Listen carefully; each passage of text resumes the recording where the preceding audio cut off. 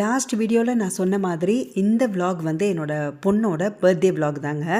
So இன்றைக்கி வந்து ஹாலிடேங்கிறதுனால ரொம்ப ரிலாக்ஸ்டு பிரேக்ஃபாஸ்ட்டோடு நம்ம ஸ்டார்ட் பண்ணுறோம்.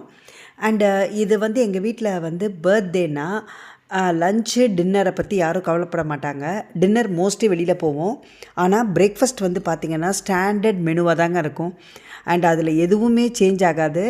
அது ஒரு தடவை மாற்றி பண்ணலான்னு நினச்சா கூட யாரும் விட மாட்டாங்க. சேம் மெனு தான் எவ்ரி டைம் கேட்பாங்க. இட்லி மாவு நேற்று நான் அரைச்சதுங்க. ஆக்சுவலி இப்போ எங்களுக்கு சம்மருங்கிறதுனால எல்லா மாவும் சூப்பராக புளிச்சு ரொம்ப நல்லா இருக்குது எங்களுக்கு. பாருங்கள், சூப்பர் சாஃப்டாக வெந்திருக்கு. இட்லியை பற்றி நான் ஒரு விஷயம் சொல்லணும். நான் வந்து ஸ்கூல் டேஸில் இருக்கும்போது எனக்கு இட்லியே பிடிக்காது. இட்லி பண்ணாலே மூஞ்சை வந்து எனக்கு அப்படியே தூக்கி வச்சுப்பேன். எனக்கு ஐயோ இட்லியா அப்படின்னு சொல்லுவேன். ஆனால் காலேஜ் போனதுக்கப்புறம் ஹாஸ்டல்லாம் இருக்கும்போது அங்கே இட்லி நல்லா தான் இருக்கும். ஆனாலும் அப்போ எனக்கு வீட்டு இட்லி வந்து அப்படியே ஏங்க ஆரம்பித்தேன். அதுலேருந்து பார்த்திங்கன்னா இப்போ வரைக்கும் ஒரு நாளைக்கு 4 வேளை இட்லி கொடுத்தீங்கன்னா கூட நான் சாப்பிடுவேன். அந்தளவுக்கு இட்லி பைத்தியம் ஆகிட்டேன் நான். ஸோ அதுக்கப்புறம் இந்த வடை வந்து பார்த்திங்கன்னா நார்மல் வெங்காயம், பச்சை மிளகா, இஞ்சி, கருவேப்பிலையெல்லாம் போட்டு நார்மல் வடை தாங்க. ஸோ வடையும் எங்கள் வீட்டில் பிரேக்ஃபாஸ்ட்டோடு சாப்பிட்றதுக்கு எல்லாேருக்கும் ரொம்ப ரொம்ப பிடிக்கும். அதனால் இந்த மெனு தான் எங்கள் வீட்டில் வந்து பர்த்டேனா நீங்கள் யோசிக்கவே வேணாம், இதே மெனு தான் இருக்கும்.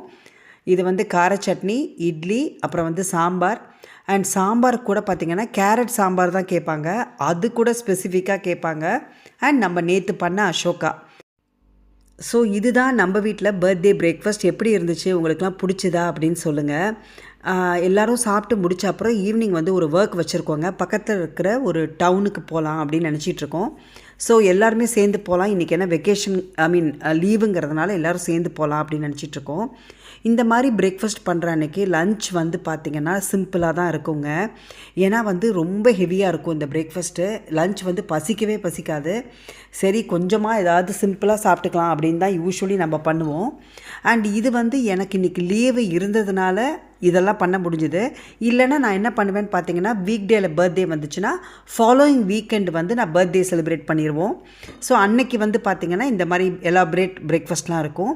அப்படி இல்லைன்னா வீக் டேயில் வந்துச்சுன்னா நார்மல் பிரேக்ஃபாஸ்ட் சாப்பிட்டுட்டு எல்லோரும் வேலைக்கு, காலேஜுக்கு, ஸ்கூலுக்கு கிளம்பிடுவோம். ஸோ அன்றைக்கி டே எங்களுக்கு பார்த்திங்கன்னா ரொம்ப பிரைட்டாக ரொம்ப நல்லா இருந்ததுங்க. கொஞ்சம் குளிர் இருந்தது, ஆனால் வந்து டே வந்து பார்த்திங்கன்னா நல்ல பிரைட் சன்ஷைனோடு இருந்தது. சாப்பிட்டு முடிச்சுட்டு நாங்கள் கிளம்பிட்டோம். இப்போ வந்து அந்த பக்கத்தில் இருக்கிற அந்த ஃப்ரைபர்க் அப்படின்ற ஊருக்கு தான் போகிறோம். இந்த ஊர் பெரிய ஊரெலாம் இல்லைங்க, ஒரு குட்டி டவுன், யூனிவர்சிட்டி டவுன். ரொம்ப ரொம்ப அழகாக இருந்ததுங்க பார்க்குறதுக்கு. ஸோ இந்த வீடியோ உங்கள் எல்லாருக்கும் பிடிச்சிருக்கும் அப்படின்னு நான் நம்புகிறேன். பிடிச்சதுன்னா ஒரு லைக் பண்ணுங்கள், கமெண்ட் பண்ணுங்கள், சப்ஸ்கிரைப் பண்ணுங்கள். நாளைக்கு வீடியோவில் பார்க்குற வரைக்கும் பாய்.